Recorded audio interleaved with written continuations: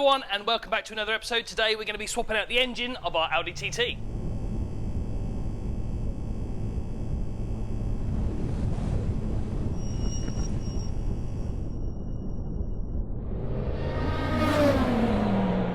So yes, hello everyone, and today we will be changing the engine in our Audi TT. The sad thing is the compression on hot and cold is absolutely nowhere near where it needs to be.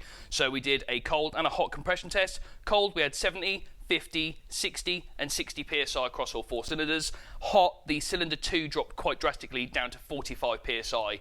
Now obviously when I took the head off, I checked it with a flat surface and it was absolutely fine, which means there must be an issue with the block. So sadly, that's engine out. So we're just going to get cracking.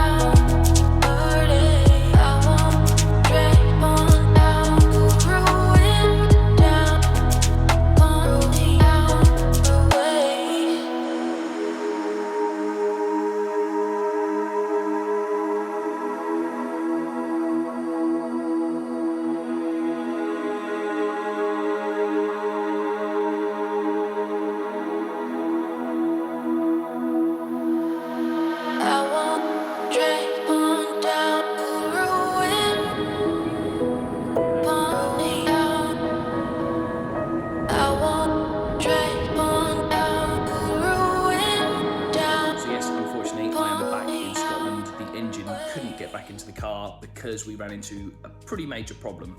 So when I took the old engine out, there was a few bits and pieces that needed to come off the old engine and get put onto the new one, like the flywheel, the clutch, obviously the gearbox. However, there was also a few other bits. So the oil cooler had been damaged in transit on the new engine, so I took that off of the old one and fitted to the new one. That was fine. Obviously you may remember that when I did the cylinder head repair on the original engine, I also fitted a new cam belt, water pump, all the tensioners. So as that's only done about 6 or 7 starts and barely half an hour's worth of running, I decided that I was going to reuse those parts. So I took them off the old engine, went to place them onto the new one, and when I removed the tensioner for the cam belt, all the threads had stripped out of the aluminium head, basically staying on the thread. So unfortunately, we're now going to have to do a repair on that. But as you can see here, this is what happened. So here is the issue. The thread has come completely out of the cylinder head and is still on the bolt of the tensioner. So as you can see, big issue, couldn't go any further, that literally stopped us in our tracks. However, the engine is now 3/4 of the way complete, ready to go back into the car. Obviously, I just need to repair that bolt hole. I bought a new helicoil kit and I've also bought a tap and die set. So what we'll do is we'll get back to the engine and we'll see which is the best route.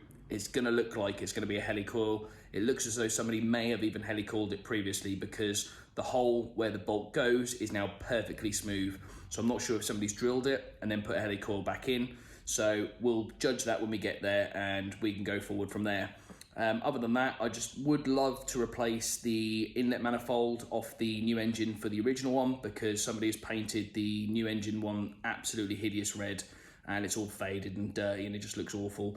Plus, obviously, with the fuel rail and everything on the original engine, we know that that's all good. We know the injectors work. We know that, yeah, that's all fine. So I think just process of elimination of any future issues. When we know something's good, I'll just reuse it. So obviously, I've replaced all the gaskets and stuff on that inlet manifold and the exhaust manifold. So I'm going to reuse them as well because they've only been crimped up once. So they should be fine for another use. And then we can get the engine back into the car. But until then, thank you very much for watching. See you in the next one.